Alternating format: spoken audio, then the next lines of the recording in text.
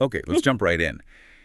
For almost all of human history, things stayed, well, pretty much the same, didn't they? Yeah, generation after generation, life had a certain rhythm, a consistency. Exactly. But what if we're right on the edge of something totally different? A massive shift. Some big names in Silicon Valley are actually predicting that artificial intelligence will be better than the average person at all thinking tasks. Yeah. And not in decades, but maybe just a few years. It's a bold claim, a really bold claim. It is. Now, look, you hear a lot about the scary stuff, right? Yeah. The AI hellscape plots. AI, bioweapons, all that. Yeah, the sci-fi nightmare scenarios. And okay, those get headlines. But our mission here in this deep dive is to maybe cut through some of that noise. We want to focus on something that's just as amazing, but feels much more, well, immediate, more probable. The huge economic changes coming from AI, even if it doesn't go rogue. Right. Focusing on the near-term plausible economic shifts based on analysis, like that piece in The Economist about the economics of superintelligence. Exactly. So why should you tune in? Because this isn't just, far-off speculation. This is about understanding the economic wave that's already starting to build. It gives you a lens to see beyond the dramatic headlines. Yeah, a shortcut to grasp the upheaval. And honestly, the speed we're talking about, it's kind of mind-blowing. It really is. I mean, what's genuinely striking is how AI just keeps smashing expectations. Right. Yeah, predictions made just a few years ago look almost quaint now. Benchmarks are just being blown out of the water. Can you give an example, something concrete that shows just how far off the predictions were? Sure. The sources mentioned this one large language models, from OpenAI, Google DeepMind. They actually got gold medals in the International Mathematical Olympiad. Whoa, okay. Math Olympiad gold. That's complex reasoning. Exactly. And the kicker is, experts back in 2021, they predicted that might happen maybe 18 years later. 18 years sooner. 18 years, almost 2 decades ahead of schedule.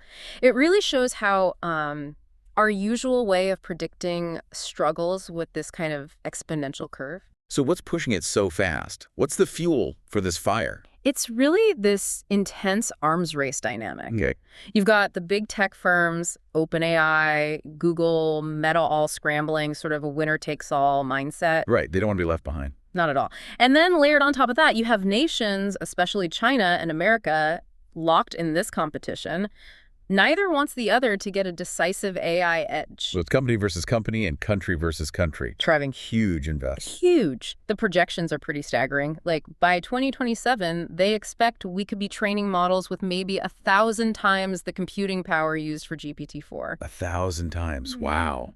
Imagine what that can do.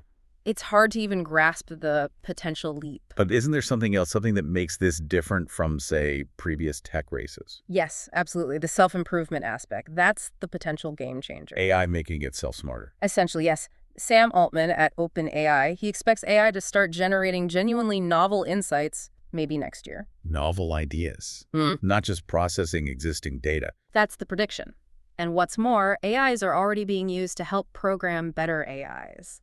Right now. Okay, that feels like a feedback loop. It is. And some people think that by, say, 2028, AIs could be largely overseeing their own improvement. That's when the acceleration could really take off. Right. To try and get a handle on this kind of speed, maybe we can look back, like the Industrial Revolution. That's a really useful comparison. Before about 1700, world economic growth was, well, glacial. Maybe 8% growth per century. Per century, okay. Pretty flat. Very flat. Then the Industrial Revolution happens, and over the next 300 years, that average growth jumps to 350% per century. Huge difference. An explosion, really. Definitely an explosion of wealth creation. Unprecedented at the time. But even that explosion had limits, didn't it? It wasn't infinite acceleration. That's a crucial point. The Industrial Revolution, as world-changing as it was ultimately paced by humans. How so? Well, you needed to train people. People needed to move to cities. You needed more inventors, more workers. You needed human brains and bodies. And you can only grow the population or educate people so fast. Demographic limit. Exactly. Demographic constraints, education bottlenecks, all that stuff. Which is why growth eventually settled into that. Still impressive, but steadier 2% per year we're used to now. Okay, so contrast that with AI.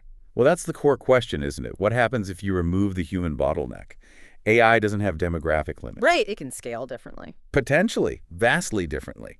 If AI can speed up discovery itself, if computing power leads to breakthroughs without needing a human brain for every step. And then you reinvest the gains from those breakthroughs. Into building more computing power, better AI.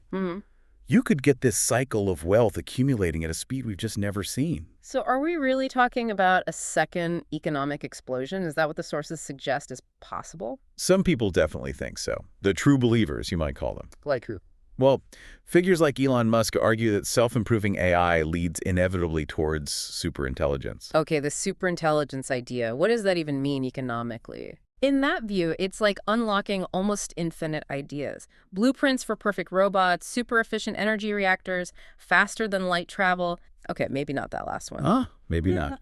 But basically, solutions to almost any problem. Limited only by physics, not by human ingenuity or lifespan. It's a vision of, well, almost limitless growth. That sounds pretty extreme, though. Do we need superintelligence for massive change? No, not necessarily. Even more grounded analyses predict huge shifts. Take that think tank, Epoch AI. Or they say. Their modeling suggests that once AI can handle just 30% of tasks currently done by humans, annual economic growth could jump past 20%. 20% compared to our current 2. 10 times faster. That's a fundamentally different world, even without full-blown superintelligence. Okay, 20% growth. Let's make this tangible. What does this actually mean for, regular people? Let's start with jobs, the labor market. Right. The most immediate impact is probably wage pressure. Think about it. If an AI can do a task for a certain cost, the cost of the computing power, essentially, why would an employer pay a human much more than that to do the same task? So the cost of the AI sets a kind of ceiling on human wages for that task. That's the potential dynamic, yes. Your digital competition puts a cap on your pay. Does that hit everyone equally? Or does it create winners and losers? Very likely winners and losers. It could amplify the superstar effect we already see in some fields. Okay, explain that. A relatively small number of people whose skills are really unique, hard to automate, and complement what the AI does, they could see enormous rewards. They become incredibly valuable. The people who can leverage the AI most effectively. Exactly. And maybe even bigger winners, the people who own the AI-relevant capital. Meaning the owners of the AI companies, the data centers, the chip manufacturers. Precisely. They could capture a rapidly growing share of all the economic output. So superstars and capital owners do well. What about, well, everyone else? How do they fit in? That's where it gets complicated. Sources suggest they adapt to where AI can't easily reach, tasks that still need a human touch. Like what? Think about things like childcare, elder care, maybe craft skills, some types of restaurant service, areas where automation hits a bottleneck. Okay, so demand for those human skills might rise. Yes, but it could lead to this weird phenomenon called cost disease. Cost disease. Sounds unpleasant. It means that in those sectors where human labor remains essential and automation isn't taking over, wages and prices could actually rise really fast because human labor becomes relatively scarce and expensive compared to everything else. So hang on, let me see if I get this. Stuff made by AI or robots like TVs, maybe even cars get super cheap. Potentially, yes. Anything from a fully automated factory, digital goods, entertainment value could collapse. So good news if you want cheap stuff. In a way. But the flip side is that haircut you get, the meal at a local restaurant, childcare. Those things rely on human time, which is now comparatively much more expensive. They become the new luxuries. Exactly. Human-centric services could become disproportionately costly. It's weird because GDP growth measured in the usual way might even look limited because of this, even while the underlying economy is transforming like crazy. And someone who, say, loses a knowledge job to AI and switches to one of these manual or service jobs. They might find they can actually afford less of that childcare or fewer restaurant meals than they could before, even if their nominal wage seems okay. That's counterintuitive. Yeah. And are there other resource pressures? Yeah, potentially. We might end up in direct competition with AI systems for things like energy or even land if AI deployment becomes massive. Well, okay, Yeah. so shifting labor, weird price changes. Yeah. What about the financial markets? How do they react to all this potential chaos? You'd expect immense volatility. Think about it. These are winner-takes-all dynamics playing out. Identifying the winning AI companies versus the losers. Exactly. Stock prices could swing wildly as that becomes clearer. You'd also likely see this almost desperate scramble to invest. Invest in what? More AI. More AI, more computing power, the infrastructure needed to keep up with that potential 20% growth. A huge demand for capital. But wait, you also mentioned people might save less. especially the wealthy. Right.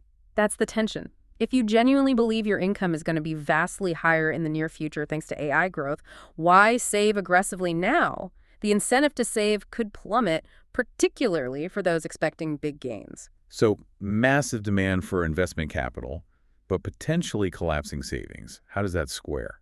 It probably squares with much, much higher interest rates. How hot are we talking? Well, in that explosive 20% growth scenario, the sources speculate maybe 20%, even 30% annual interest rates might be needed to persuade people to postpone consumption and provide the capital. 20 or 30% interest rates. That would upend everything. It absolutely would. Think about asset prices, long-term bonds, maybe even real estate. Their prices could fall sharply, even while the economy is supposedly booming. Because future money isn't worth as much discounted back at those high rates. Exactly. And imagine trying to refinance debt mortgages, business loans at those kinds of rates. It could be incredibly difficult for many. So, wrapping this up then, we're not just talking about cool new gadgets or smarter search engines. Not at all. AI seems poised to trigger a really profound and quite immediate economic shift, way beyond the sort of Hollywood apocalypse stuff. It touches everything. Jobs, wages, the cost of goods, financial stability. It's fundamental. It really reshapes the whole economic landscape. Which leaves you, the listener, with a pretty big question to mull over, doesn't it? Go on. As AI redraws the lines of everything, work, value, finance, what new kinds of abundance will we see? And just as importantly, what new kinds of scarcity will emerge? And maybe the biggest question, how does human ingenuity adapt and find ways to thrive in that completely new landscape?